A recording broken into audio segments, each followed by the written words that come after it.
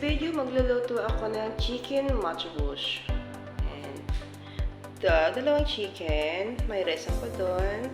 Nandito yung potato, carrots, yung carrots ko maliliit lang, pinili nila. And then yung mga kailanganin ko, yung lemons, panlinis ko sa chicken, may tomato, bell pepper, onion, garlic, and the green chili, may eggplant yan, pang design ko mamaya. Yung panghalo ko sa marag, and ito pang marag ko, and then yung decoration ko maya sa matchbush, and ito yung mga seasonings na gagamitin ko, black lemon, and then yung bay leaves, and yung cinnamon stick, yung sinasabi kong parsley or the coriander na buto, and then yun yung garlic, may onion siya, and then yung black pepper na buo, tsaka yung Maggi. Ito naman is yung Maggi powder, black pepper powder, turmeric powder, curry powder, and the black lemon powder. Ang gagamitin ko sa marag is to tomato paste. Yung mga kung nabitin ako or hindi ako satisfied sa pagluto, is mayroon pang additional na seasonings ko doon na dagdagan ko na. Adjust ko na siya mamaya. And I will prepare para makapag-umpisa lang sa pagluluto. Okay na lahat. Malinis na. Nahugas ako ng lemon with salt yung chicken, lady finger, bell pepper, green chili. Okay na rin. Yung onion, garlic, tomato, bell pepper, green chili. Okay na rin. Na-set up na. We start. So, sinote ko yung onion and garlic with the hot oil, Maggi, black lemon powder, curry powder, turmeric powder. Hindi lang na ipakita. Nakalimutan ko kanina. So, yan. Magiging golden brown na siya. Na kailan halo-haloy na natin ito para hindi siya masunog. Ganyan lang. And then, next yung another seasoning, yung black lemon na whole, yung bay leaves, cinnamon stick, at saka yung coriander seed. And yan yung pinanghalo ko sa kanin. Then, next po yung tomato. Yan. Kunting saute. Yan, para tama lang po, hindi siya masunog yung mga ingredients na ilalagay ko. Kaya mixing. And then, yung green chili, medyo hinog na rin yung isa. And then, bell pepper. Yan. Continue mixing lang para hindi po siya masunog yung nilagay kong mga ingredients na una. And then, nilagay yung chicken. Yan. Yan. Igisa-gisa lang para matanggal yung lansa sa kailangan ka talaga kasi may seasonings ako nilagay. Kaya yun yung nagpagtatanggal ng lansa at nabibigyan nila ng lasa yung mga seasoning ko. Kunti-kunti lang po nilagay ko mga turmeric powder at saka black lemon powder tsaka yung curry powder. Kunti lang nilagay ko. And then yung salt. Kala nyo maalat kasi medyo marami, hindi. Kunti lang yung nilagay kong salt kasi maraming tubig ilalagay ko dyan mamaya. Then, tinakpan lang saglit. Kailangan na, ayan, okay na. Mag-a-add ako dyan ng water. Ayan. Kailangan na. Maraming tubig ilalagay ko kasi may purpose po yan. Ilalaga dyan yung chicken. Dalawang ganyan pong nilagay ko. Bakit marami? Napakarami nilagay kasi maraming rice kung lulutuin. At saka yung sabaw niya is gagamitin ko mamaya sa marag yung sabaw niya. While cooking po yung aking chicken nilalaga, gigisa ko ngayon yung bawang sibuyas kasi magluluto ko ng marag. And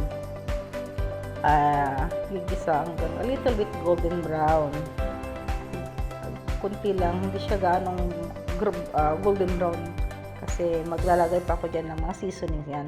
Maggi, turmeric powder, curry powder, black lemon powder. Yan. Bakit marami? Kasi iba po yung paglalagay ng marag saka sa matchbush. And saka nilagyan ko na ng black pepper and tomato. Saka yung black lemon na whole. And mas marami kasing seasoning nilalagay ko sa marag kaysa sa matchbush sa kanin.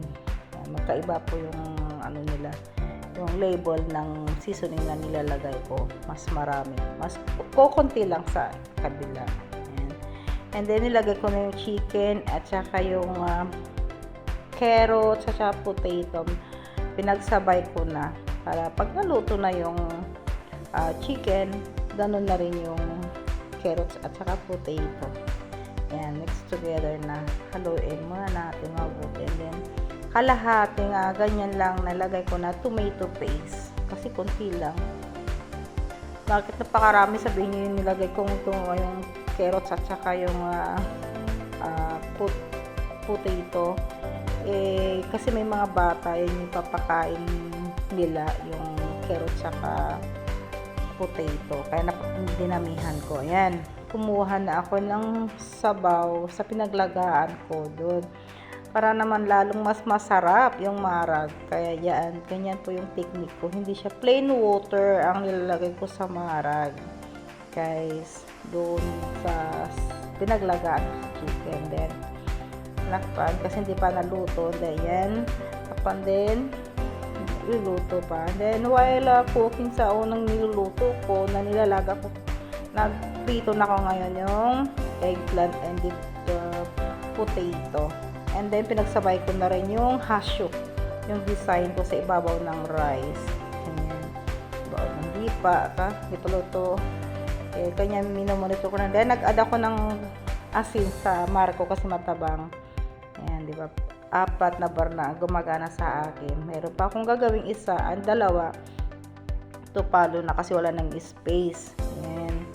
Ganyan lang ako magluluto. Lahat na burner is gagamitin ko as long as kaya ko pagsabayin lahat. Ganyan. Ganyan yun po yung pagluto sa hasyo. Yan. Hindi pa ako naglagay ng oil. Yan. Fry ko lang ng ganyan. Kasi gustong kunin yung kulay ng sibuyas na magiging golden brown. Yan lang po ang style ko sa pagluluto. Pinakita ko na sa inyo kung paano step by step sa pagluluto ko ng chicken matchbox. Ganyan. Then, yan po yung oil nilagay ko. Kasi mabango yung oil na yan.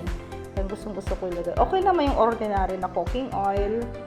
And okay na po yung mga timpla niya. Yung kulay. Yan. Nilagay ko na lang yung lady finger. And then, okay na rin yung aking chicken. Isi-set aside muna. Nilagay ko sa oven. Then, nilalagay yung rice. Yan, okay na po. In-adjust ko na lang kasi matabang ko, diba? Nag-adjust ako. Matabang kasi yung rice ko.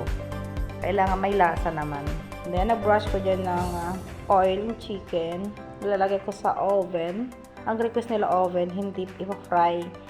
Sa pagluto ng ganyan, mayroon isa pang way na lalagyan ng tomato paste. Yung gusto ng amo, ng nanay ko is ganun lang. Yan, gawa ko na ng dakos.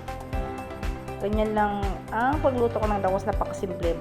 Bawang, tapos yung chili, and then salt, magi, yan. Saka yung ginadgad na kamatis, tomato paste, yun lang. Then, luluto ko ngayon yung side dish na another, yung eggplant na pinito ko.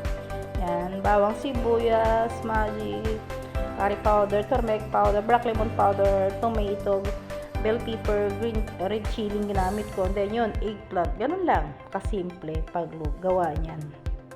Another dish. Ayan, nililipat ko sa maliit kasi malaki yung palayok. Diyan na maliit. Kunti lang naman. Kasi nag-request si tatay ko na gusto niya ganyang luto.